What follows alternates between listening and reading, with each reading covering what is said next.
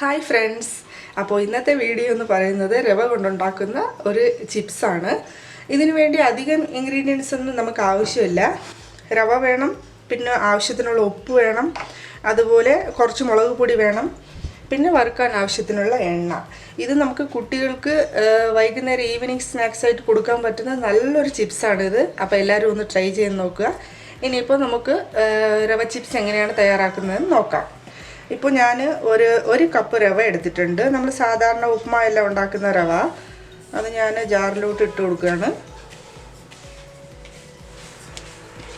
ഇനി ഇതൊന്ന് നന്നായിട്ട് പൊടിച്ചിട്ട് വരാം. റവ നന്നായിട്ട് ഒന്ന് പൊടിച്ചെടുത്തിട്ടുണ്ട്. നന്നായിട്ടെന്ന് പറയുമ്പോൾ ഈ നമ്മൾ അപ്പത്തിൻ്റെ മാവൊക്കെ പൊടിക്കുന്നത് പോലെയൊന്നും പൊടിച്ചിട്ടില്ല. ചെറിയൊരു തരി ഉണ്ടാവും, ഇതാ ഇങ്ങനെ. ഇനി ഇതിൽ ആവശ്യത്തിനുള്ള ഉപ്പ് ചേർത്ത് കൊടുക്കാം.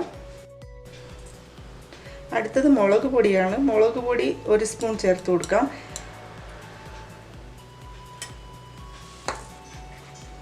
നന്നായിട്ടൊന്ന് മിക്സ് ചെയ്യുക.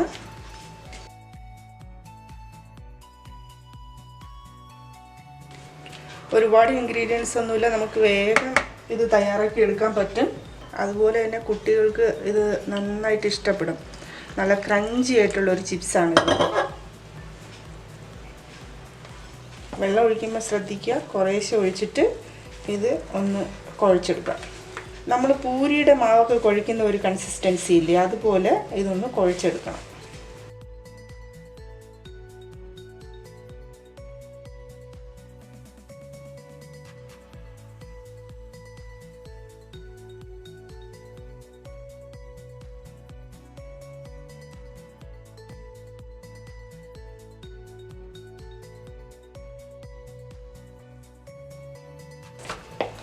അത് മാവ് ഇതുപോലെ ഒന്ന് കുഴച്ചെടുത്തിട്ടുണ്ട്.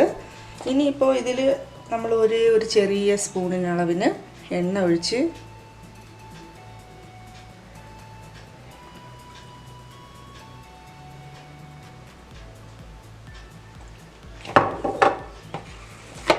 ഒഴിച്ചതിന് ശേഷം ഇത് കുറച്ചുകൂടെ ഒന്ന് നന്നായിട്ട് ഇങ്ങനെ ഒന്ന് കുഴച്ച് കൊടുക്കണം.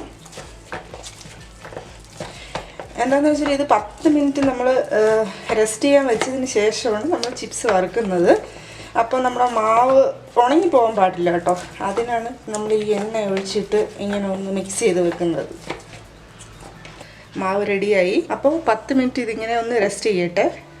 10 മിനിറ്റ് കഴിഞ്ഞു, നമ്മുടെ മാവ് വറുക്കാൻ റെഡിയായി.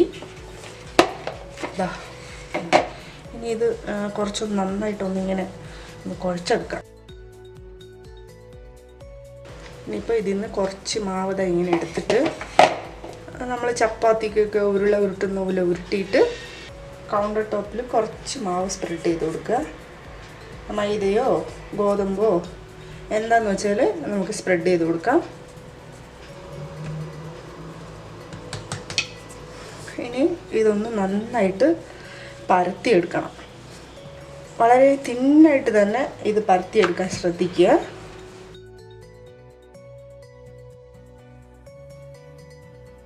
ഇതുപോലെ നല്ല തിന്നായിട്ട് ഞാൻ പരത്തി എടുത്തിട്ടുണ്ട്. ഇനി ഇത് നമുക്ക് നല്ല ഷേപ്പിന് കട്ട് ചെയ്തെടുക്കാം. ഈ സൈഡിലുള്ള സാധനമൊക്കെ നമുക്കൊന്ന് കട്ട് ചെയ്ത് മാറ്റാം.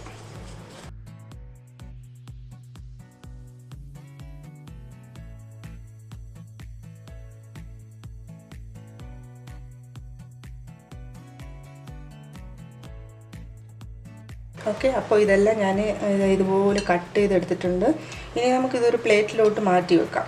എണ്ണ ചൂടായിട്ട് ഫ്രൈ ചെയ്യാം.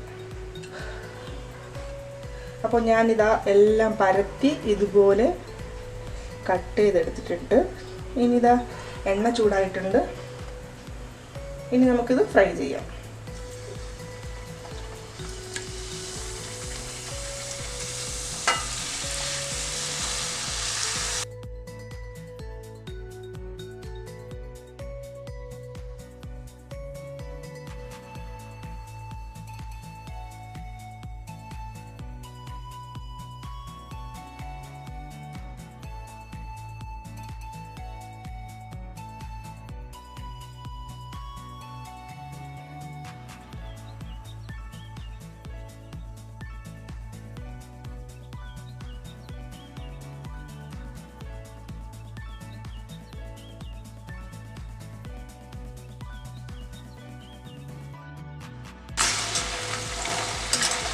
ഇത് നോക്കൂ, നമ്മുടെ പൂരിയൊക്കെ പൊന്തി വരുന്നത് പോലെ ഇത് നന്നായിട്ട് ഇങ്ങനെ പൊന്തി വന്നിട്ടുണ്ട്.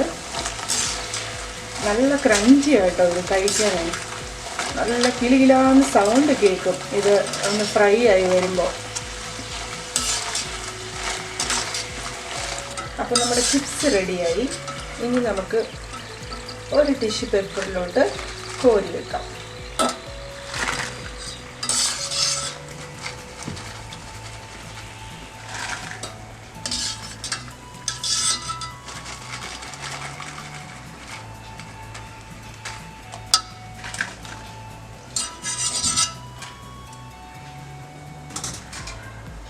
നമ്മുടെ റവ ചിപ്സ് തയ്യാറായി. ഇത് കണ്ടില്ലേ, നല്ല ക്രഞ്ചി ആയിട്ടുള്ള ചിപ്സാണ്. ഇന്ന് തന്നെ നിങ്ങൾ വീട്ടിൽ ട്രൈ ചെയ്ത് നോക്കുക. നിങ്ങളുടെ കുട്ടികൾക്ക് ഇത് എന്തായാലും ഉണ്ടാക്കി കൊടുക്കുക.